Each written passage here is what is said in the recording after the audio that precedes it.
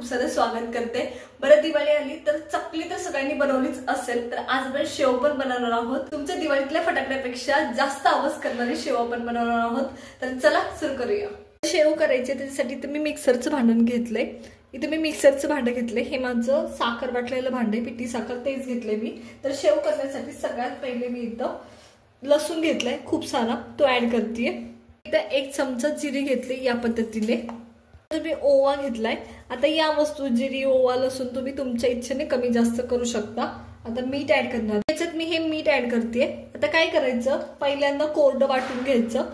तर चला वाटून घेऊया आणि त्याच्यानंतर कसं वाटायचं मी तुम्हाला सांगते। तर चला आधी हे कोरडं वाटून घेऊया। सगळ्या गोष्टी आधी कोरड्या वाटून घेतल्यात। आता एक लक्षात आलं का की पूर्ण वाटलं जात नाहीये, त्या टायमाला काय करायचं, माझ्याकडे पाणी आहे, तुम्हाला जेवढं तुमच्या मिक्सर मध्ये बसतं तेवढं पाणी ऍड करून घ्यायचं आणि पाणी ह्याच्यात आता वाटून घ्यायचं।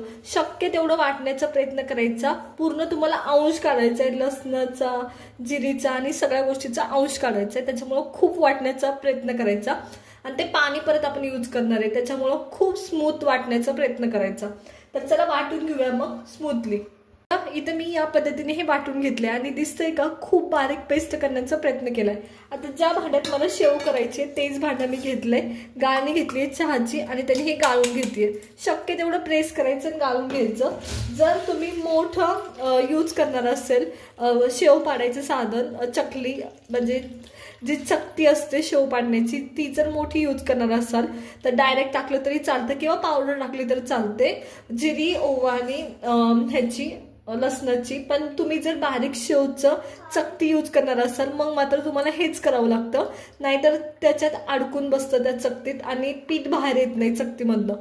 तर चला हे मी ज्या भांड्यात मला शेव करायचे तेच भांडं घेतलंय आणि त्याच्यात हे सगळं गाळून घेतलंय। जिरी ओव्याचं प्रमाण किती असावं खरं तर ते तुमच्यावर डिपेंडेंट असतं, तुम्हाला कसं आवडतं त्याच्यावर।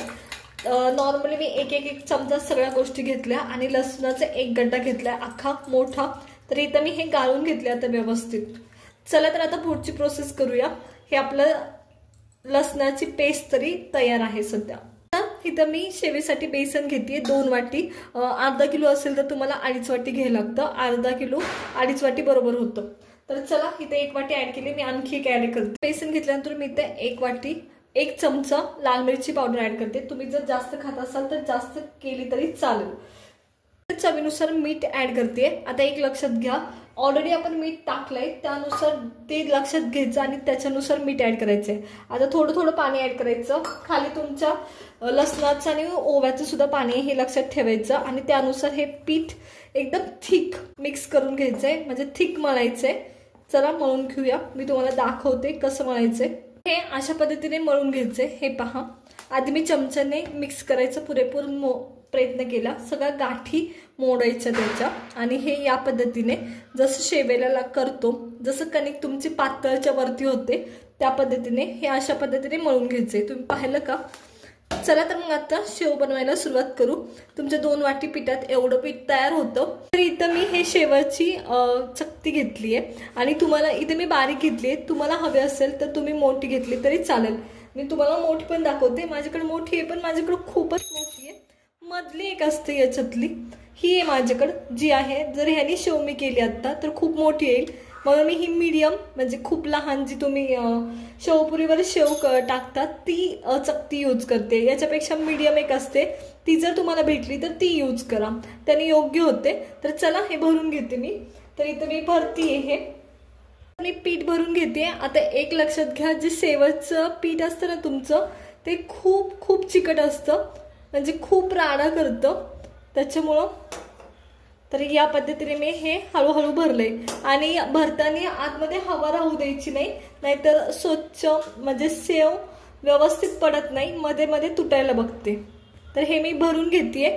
हवं असेल तर तुम्ही साईडला तेल लावलं तरी चालेल, कारण काय होतं म्हणजे निघताना व्यवस्थित निघते। तर चला हे मी भरले आता गरजेपुरतं आत्ताच्या। हे लावूया आणि शेव करायला सुरुवात करूया। तर इथं माझं तेल एकदम व्यवस्थित गरम आहे, त्या टायमाला मी शेव सोडतीये या पद्धतीने आणि दूर दूर ठेवायला सोडायची, एवढं लक्षात घ्या। एकाच ठिकाणी खूप जास्त नाही सोडायची, नाही तर ती व्यवस्थित होत नाही। या पद्धतीने तुम्हाला हवी असेल तर थोडीशी दाट सोडली तरी चालेल, मी खूप दाट नाही सोडलेली। लगेच पलटून घ्यायची, खूप कमी वेळात होते। तर पहा या पद्धतीने। तर चला सगळ्या शेवची वेळ मी अशीच करून घेणार आहे। तर मी ही तळतीये। आता मी ना सुरुवातीला गॅस ना बारीक ठेवला होता, सुरुवातीला तेल व्यवस्थित गरम होतं आणि जसं जसं शेव तळत होती ना तर ती मी बारीक गॅसवर तळली होती, जेणेकरून शेव व्यवस्थित कुरकुरीत होते।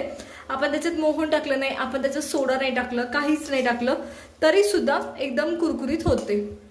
तर चला ही तळून होत आली माझी, आता साईडला काढून घेते। तर एकदम बारीक शेव मी पाडली आहे। तर पहा आता शेव माझी तळून झाली आहे आणि मी साईडला काढतीये। तर पहा फार अप्रतिम झाली आहे। कलर पहा, मी मध्ये थोडीशी दाट नाही टाकली पण तुम्ही नक्की टाका। तर पहा चला, तर मग सगळे शेव मी अशीच करून घेणार आहे आता पटकनी। सोनेरी झणझणीत अशी आणि क्रिस्पी अशी आपली ही शेव तयार आहे। तर पहा किती सुरेख झाली आहे आणि सुगंध तर म्हणाल असा की लोक तुम्हाला विचारतील काय ग बनवलं आज। तर त्याच्यामुळे नक्की ट्राय करा, आवडली असेल तर लाईक करा, शेअर करा आणि सबस्क्राईब करा। तर पहा किती सुरेख दिसत आहे।